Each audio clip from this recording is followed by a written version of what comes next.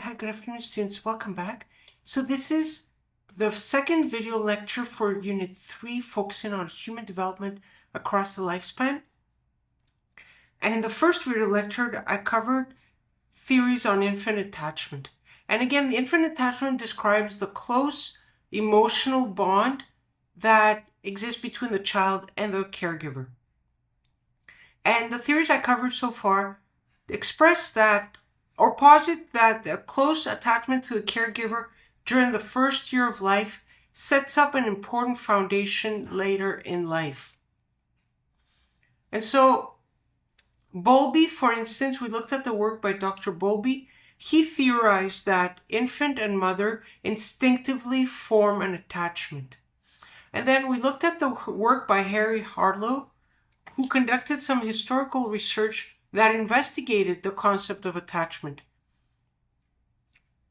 And having infant monkeys separated from their mother and put in an environment with two surrogate mothers who were wire mothers, it was clear that the infants spend more time with a wire mother that was wrapped in a warm, fuzzy cloth. Even if it was the other mother, the other surrogate mother, which was a wire mother with no cloth that had the bottle equipped with milk. So the monkeys would temporarily lean over to or stretch over to the other surrogate mother to obtain some milk, but always return back to the wire mother that was covered in a warm, fuzzy cloth. Okay, so again, this suggests that contact comfort is as important as the need for food. Okay, and so attachment therefore was not based simply on a satisfaction of hunger, because if that were the case, then the monkeys would have spent as much time with the wire mother who provided milk. Okay, let's continue now. Now we're going to look at the work by Mary Ainsworth. She devised a way to study the differences in child attachment called the strange situation. So it's strange because the mother leaves the child in the laboratory room and the mother reunites with the child a little later on. So what's of interest during this episode is how the child responds upon the mother's departure and how the child responds upon the mother's return. And what Mary Ainsworth discovered was that the secure attachment describes that infants who use their caregivers as a secure base from which they can explore their environment. Meaning that the secure child was the child that protested. There was a mild protest, showing discomfort. Okay, so there's a mild protest upon the mother's departure. So the child is distraught, is discomforted by the mother's departure.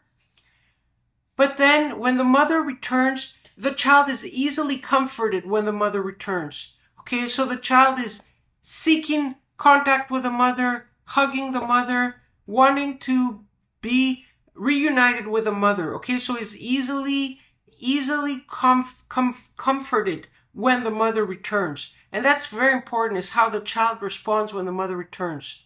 Okay, so you have to see that the child is unflinchingly seeking contact with the mother. Okay, that's unflinching, instinctual desire to reconnect with the mother. Okay, so that describes a secure attachment, meaning that the child has always found the mother to be a reliable source of comfort. Okay, so that's what Mary Ainsworth describes, that the child is soothed upon the mother's return, soothed by her contact, soothed by her embrace. Now let's look at the insecure attachments. There are two types, actually three types, but the first two were the ones that Mary Ainsworth discovered. Okay, so there's the anxious ambivalent attachment.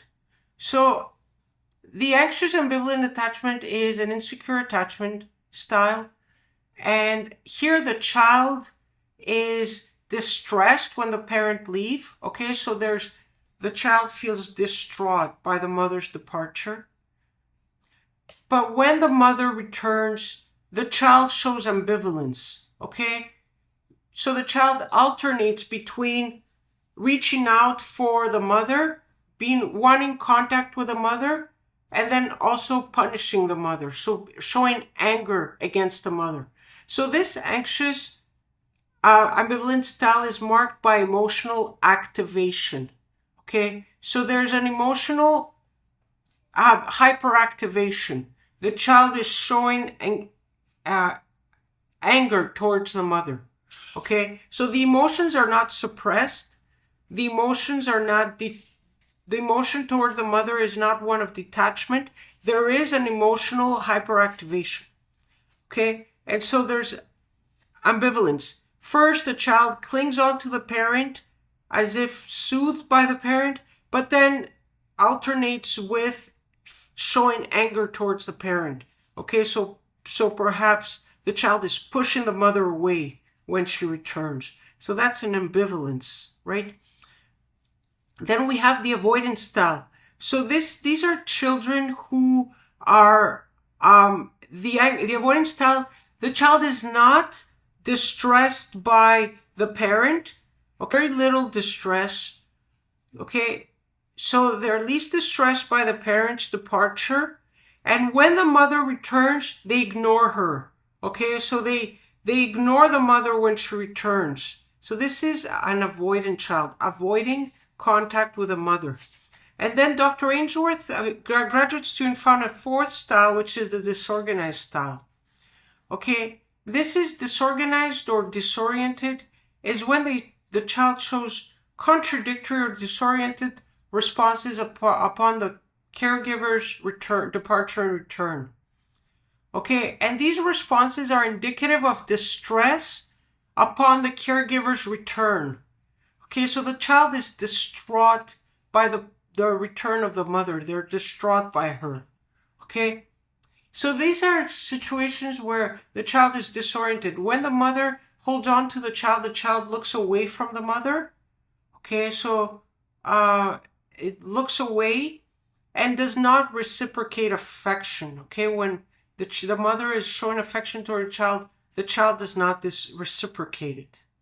Okay, so this is not like the anxious ambivalent style where the child is showing an emotional hyperactivation.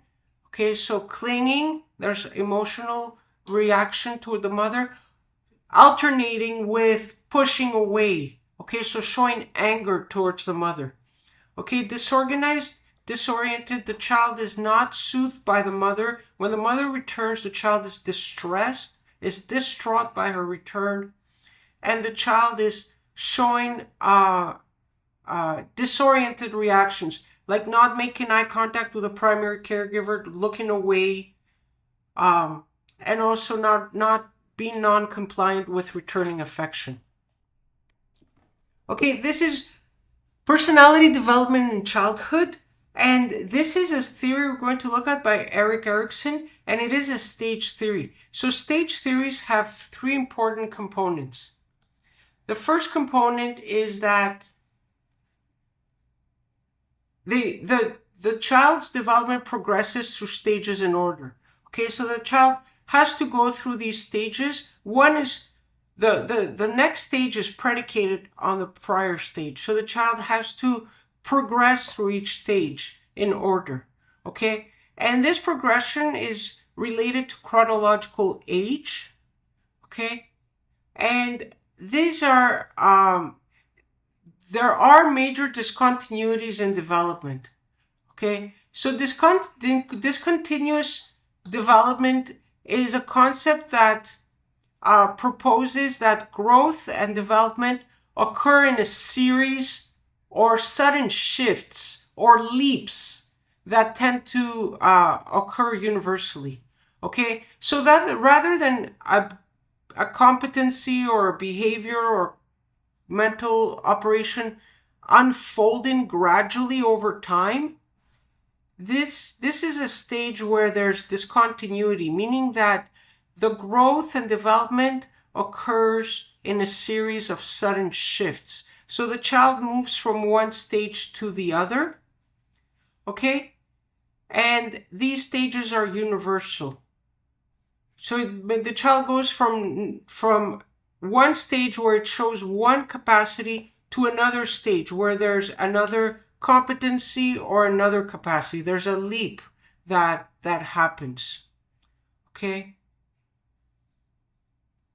And this means that sometimes children go through these developmental stages very abruptly, often without any signs or any warnings of progressive change. Okay, so it's not like you can see the development occur gradually. It could happen very abruptly. The child can move from one stage to the next. Okay, so the first theory we're going to look at is Erikson's theory. So Erikson's theory of social-emotional development describes that this is a lifespan development theory. So this is a lifespan development theory, and it's one that occurs throughout the entire lifespan. And it states that there are 8 psychosocial stages of development. So according to Erikson's theory, the first 4 stages occur during childhood, and the last 4 occur during adolescence and adulthood. And these are development tasks that the child encounters, and then later on the adolescent and adult encounter. So these tasks are represented by 2 possible outcomes: a greater strength and competence, or a greater weakness and vulnerability. Okay, so here you can see that the sentence psychological crisis determining balance between opposing polarities in personality describes just that there are 2 possible outcomes at each stage. Either the child will develop a greater strength and competence, or it will develop a greater weakness and vulnerability. So it has to resolve the challenge at each stage in order to reach the greater strength and competence. If it doesn't resolve that challenge, then it regresses into a greater weakness and vulnerability. Okay, hence the polarity, the balance between opposing polarities in personality. Okay, so let's look at how that actually maps out. So the first stage involves trust versus mistrust. So this first stage occurs during the first year of life.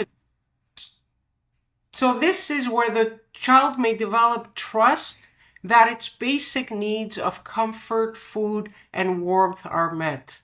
Okay, so the question is my world predictable and supportive? So for the child to develop trust, the baby has to feel that its basic needs of comfort, food, and warmth are met. Okay, and if these needs are not met, then the child develops mistrust. Okay, so that's the first stage. For the child to resolve this task, its needs need to be met. And if the needs are met, then the child develops strength and competence, which is an ability to trust. Then the second stage, which is second and third year, is autonomy versus shame and doubt. Okay, so this is where children seek independence through autonomy. So if the autonomy is not met, then the child feels shame and doubt. Okay, so the challenge for the child here is, can I do things myself, or must I always rely on others? Okay, so for the child to determine that he or she can do things for themselves rather than rely on others, the child must develop autonomy. So when the child develops autonomy, it reaches that strength, that great competence, and is autonomous. But if the child does not meet this challenge, does not meet this task, then the child feels shame and doubt. Okay, so we'll move to the third stage, the initiative versus guilt stage. This occurs in the 4th through 6th year of life. Okay, so children in this stage seek responsibility and initiative.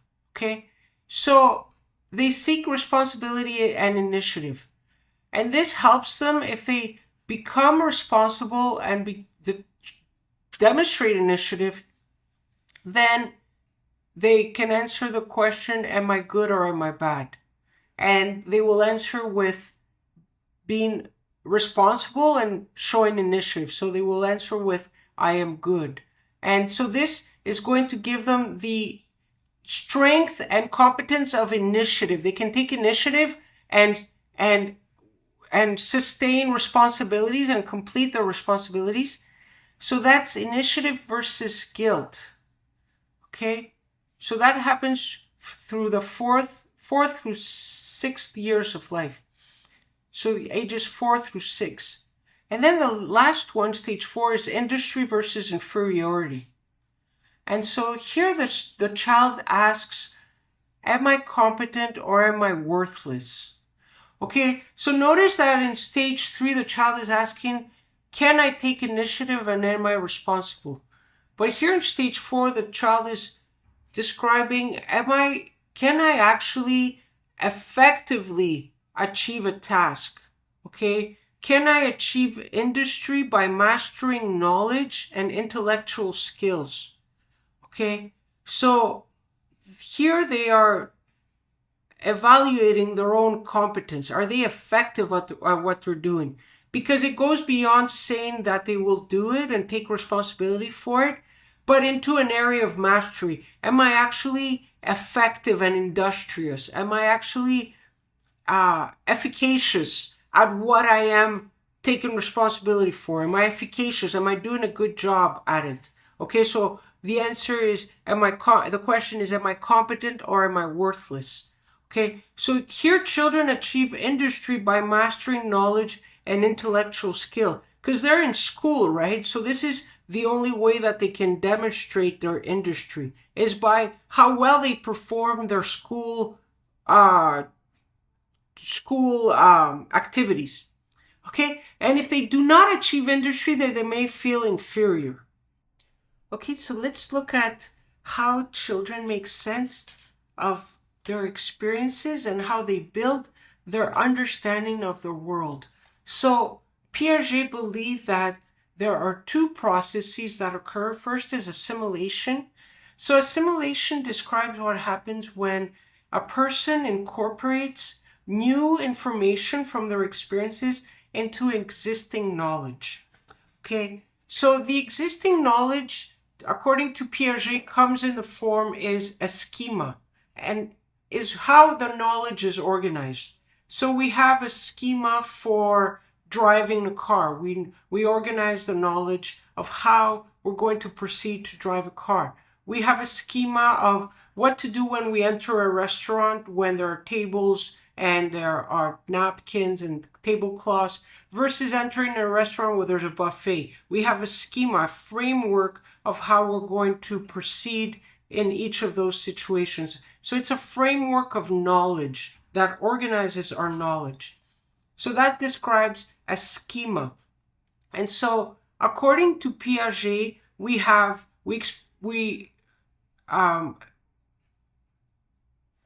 2 processes. One is assimilation. So this is when we incorporate new information into existing knowledge. So for instance, a child may see a 4-legged animal for the first time. And let's say it's a type of dog, it's a Labrador. Okay, and it sees this Labrador for the first time, but it's never seen any other Labrador in its life. Maybe it has seen a husky dog. So it's seen a husky, and so from the husky, its prior knowledge or its prior schema is that the 4-legged pets are dogs. Okay, so that's based on its existing knowledge that this husky is a dog. It's a 4-legged animal. So it has fur, it has a tail. And so based on this information, this is the schema for a dog. The husky is an exemplar of a dog. Okay. So now it encounters a different dog. It encounters a Labrador. And it's never seen this Labrador before, but it notes that it's a four-legged animal. So therefore, it assimilates that representation into its existing knowledge about dogs. So if it has four legs and it's furry and it has a tail, it's a dog.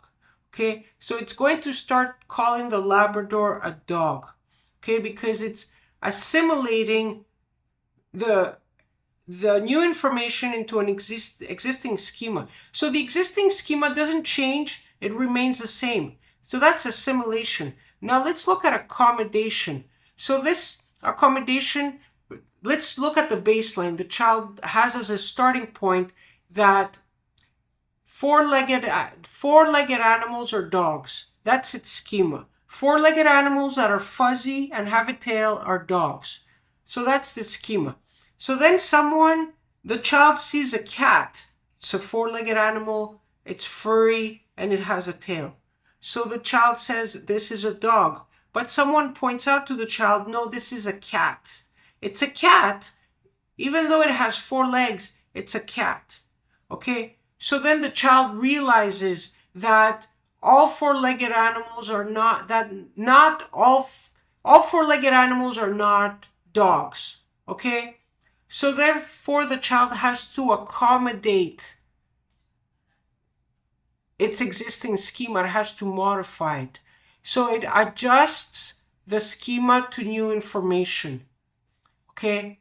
So the schema can be adjusted to be, okay, there are four-legged animals, some are dogs, some are cats. Okay? Some are dogs, some are cats. Okay, so now we're going to look at the 4 stages and major milestones for each stage. So in the sensory motor stage, and we'll see in the illustration in the next slide, the child achieves object permanence. Okay, so this is, you'll see on the next slide, occurs during birth and 2 years of age. Then in pre-operational, the child achieves centration and egocentrism. Then this is occurs between ages 2 and 7 years. Okay. Then in the third stage, concrete operational, the child achieves decentration, reversibility, and conservation. Okay. And so this is, the child achieves this.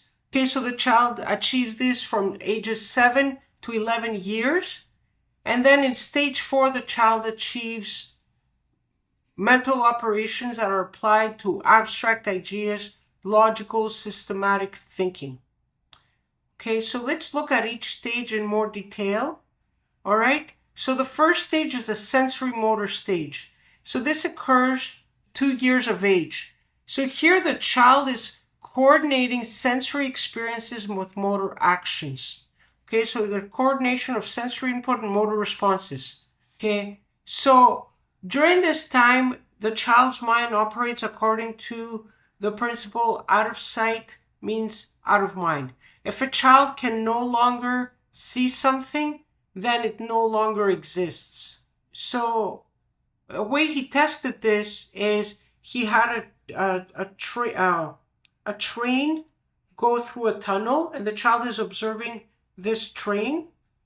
Okay, so the train starts, so the child is observing the train, is recognizing the object or reacting to its permanence. And then the object disappears in the tunnel. Okay, so the child believes that this object ceases to exist. It's out of sight means out of mind. It ceases to exist. Okay, so if it no longer sees it no longer exists. And what Piaget noticed was that when the train resurfaced, when it came out of the tunnel, the child seemed very surprised, as if the train was unexpected for the child. Okay, meaning that it was very surprised to see it, not realizing that the train continues its route through the tunnel. So it's permanent. It continues to exist throughout the tunnel. Okay? But once the child starts to realize that an object continues to exist, even if the child cannot see it, then the child obtains or reaches object permanence. Okay? So this is the stage where the child develops object permanence. So to understand the remaining stages, operations are mental representations that are reversible, meaning before and after pictures. As we perform operations, our thinking matures. Now, let's see so the child needs to retain the presence of that object in its mind, even in its absence. So even if it's not perceptually present, the child has to perform a mental operation in its mind to retain the presence, the permanence of that object. Okay? And that's something that the child achieves within this stage, from birth to 2 years of age. And then we're moving to stage 2, and stage 2 is pre-operational. So this is the psychological inquiry, involves thinking critically about object permanence. So the pre-operational stage is the second stage of development and occurs between 2 and 7 years of age. So here children are starting to represent the world through words. Okay, so they're using abstractions, they're using symbols. Okay, so they're starting to represent the world through words, images, and drawings. So according to Piaget, children cannot, however, perform operations, meaning that their representations are not reversible. Okay? So even though they can represent things symbolically, they can't apply operations that allow reversibility. Okay? So their representations are not